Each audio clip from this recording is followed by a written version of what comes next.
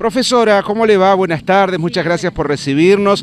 En instantes comenzará la proyección de la película y habrá un debate posteriormente aquí en la Casa de la Cultura. Sí, eso intentamos. Bueno, como te decía anteriormente, este cine debate que organizamos desde el Instituto Paulo Freire tiene que ver con una sensibilización respecto de problemáticas ambientales que estamos viviendo actualmente y que son sumamente acuciantes. Bueno, desde los espacios de definición institucional que sostenemos desde el Instituto, las cátedras de ruralidades, como le dicen, trabajamos justamente en el tercer año haciendo un poco un análisis reflexivo, indagando, conociendo nuestros espacios rurales y bueno, y las modificaciones que ha ido teniendo y que estas modificaciones no son casualidades ni son cuestiones naturales, sino que son, digamos, producto de decisiones que se han tomado a nivel políticas de Estado, digamos, en otros tiempos, lo cual ha provocado cambios estructurales. Es decir, estamos viviendo un contexto complejo que será difícil de revertir, sobre todo si no tomamos conciencia de qué estamos haciendo y a qué estamos avalando a diario, ¿no? Sí. Entonces, bueno, la idea es sensibilizar a las estudiantes y, bueno, la invitación a especialistas ambientalistas, digamos, que pueden darnos un marco como para pensar de otro modo el contexto en el que vivimos luego de la proyección del film Viaje a los pueblos fumigados de Pino Solanas. Muchísimas gracias, profesora, y es un alto honor recibirlos. Daniel, bienvenido a Ramírez nuevamente. Yo siempre digo que tenemos un medio ambiente porque la otra mitad ya la hemos lastimado y demasiado, Daniel, ¿no? Y por eso es tan importante que quienes son educadores también se capaciten en esta materia. Sí, en primer lugar, nosotros hemos dejado de hablar de medio ambiente, sí. Hablamos de espacios socioambientales, sí.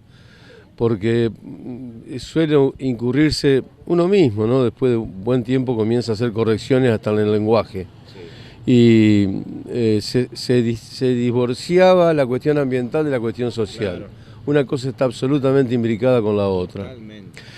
Y estamos justamente acá para continuar con una tarea de la que somos parte de un proceso. Alguna vez alguien, antes que nosotros, trabajó por hacer saber cosas que aprendimos y dejarlas guardadas para usufructuarlas como un privilegio sería por lo menos un faltante de ética como mínimo. Totalmente. Necesitamos abrir fuertemente una democratización del conocimiento. Sí. Hoy lo que vivimos, como decía la profesora, es una instancia de producción instituida e instalada con una prepotencia disimulada y que también en algún momento habrá que saber cómo pudo semejante modelo naturalizarse y hacernos convivir con esto de producir con venenos sin ocuparnos de a dónde van a parar esas moléculas químicas artificiales que no tienen destino. ¿Y por qué llegamos a esto, Daniel? Bueno, es una de las cosas que tendríamos que plantearnos para poder abordarlas con más... insensibles, ciudadanos también insensibles. O un mundo que planifica a los que vivimos no despreocupados, pero desinformados. Hay una parte del mundo que sabe muy bien lo que está haciendo, una parte del mundo, y elige las geografías del sacrificio. Este lugar nuestro es uno de ellos. Nosotros sabemos que los agroquímicos, por ejemplo, contaminan. Claro, pero se lo ha presentado con una laxitud y además han invadido estas partes del mundo a nuestras casas de estudios. Es inentendible que en la Facultad de Bioquímica, yo soy bioquímico, no exista en sus programas de toxicología el tema disrupción endocrina, en donde lo que antiguamente decía el paracelsismo, que es el principio de la toxicología, no, la dosis hacia el veneno. Todo puede ser veneno, depende de la cantidad que se use. Eso es una mentira, pero no de Paracels, una mentira de los actuales. Eso lo dicen ahora con respecto a la decisión de la Corte Suprema de Justicia de modificar las distancias para aplicar esto en cerquita de las escuelas, ¿no? Entre otras cosas.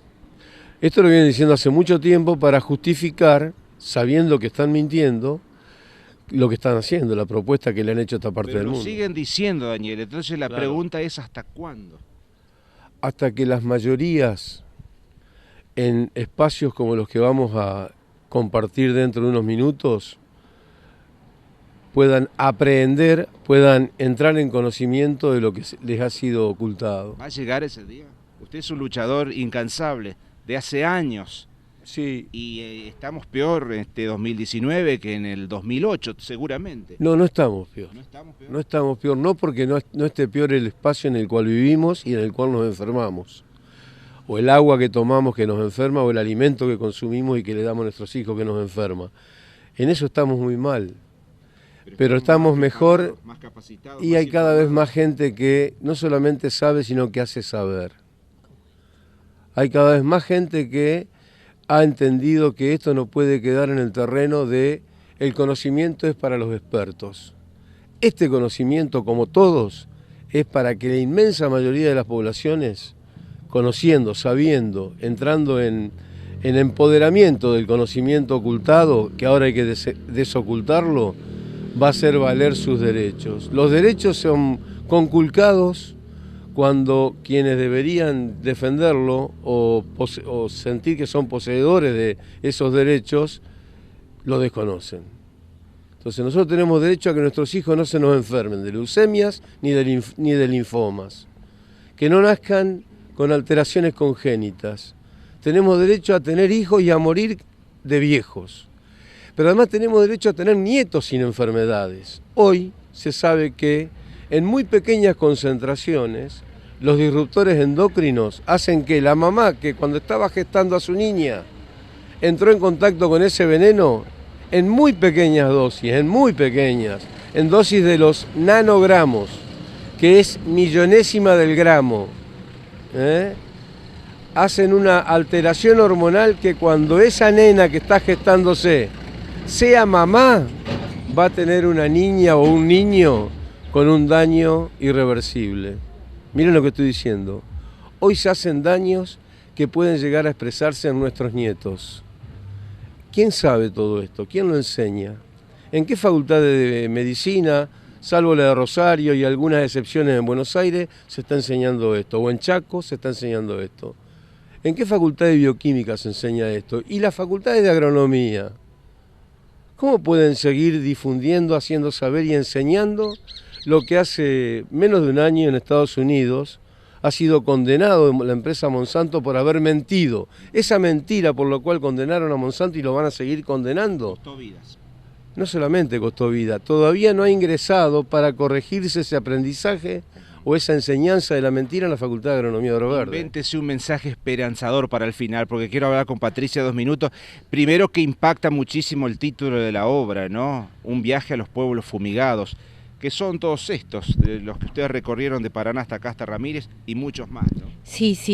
Si bien Pino no toma acá muestras de acá en la película, que es un documental, sí lo hace de territorios que han sido arrasados por las fumigaciones, y es un documental que justamente pone en evidencia todo lo que la gente ha sufrido. Él entrevista al que ha sufrido, al que ha padecido, ya sea la emigración, porque desmontan por inundaciones, el quite de territorios, la usurpación, las enfermedades, y ni que hablar de todas las consecuencias sociales que trae las fumigaciones, el envenenamiento.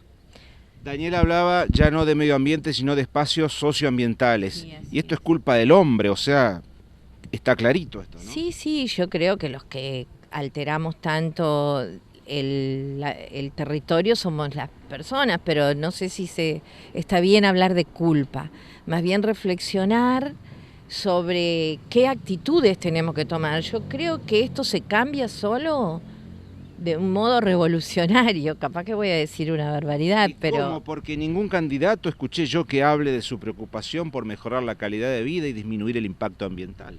El tema, sí, hay algunos que les interesa, lo que pasa que hay otros intereses que son muy fuertes y que priman a la hora de tomar decisiones, como el poder y el capital, eso indudablemente. pero yo creo que si somos críticos del sistema tenemos que plantearnos seriamente esto y decir, no obedezco más a este sistema. Actuemos por lo que estamos sintiendo, lo que estamos viendo, por vibración y no por obediencia, para hacer la revolución. ¿Encontró algún mensaje positivo para cerrar la nota, Daniel? ¿O está costando? No, pero Porque es que a mí me gustaría, como usted, que nuestras futuras generaciones crezcan sanas. y mueran de Es un viejos. acto de amor también, el de quienes vivimos ahora, en este actual siglo XXI, poder hacer algo para que nuestros nietos y bisnietos tengan una vida mejor, ¿no? Que nazcan sanos y hagan nacer hijos sanos. Sí. Que hoy están amenazados nuestros nietos y bisnietos por esta generación nuestra, estas mamás que hoy están gestando. Y un mensaje esperanzador es Gualeguaychú. Gualeguaychú está practicando la agroecología y el próximo senador de Gualeguaychú es el actual viceintendente.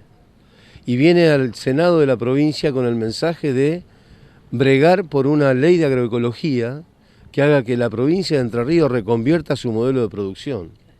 Y que nuestros productores vean en estos, en otro momento, descalificados talibanes verdes, como nos decían algunos interesados en descalificarnos, a sus aliados. Nosotros somos aliados del productor, que quiere a su familia y que quiere a sus vecinos, y que quiere que el campo sea un lugar para vivir, no para huir, como lo dicen los prepotentes del mundo, en nuestras propias geografías.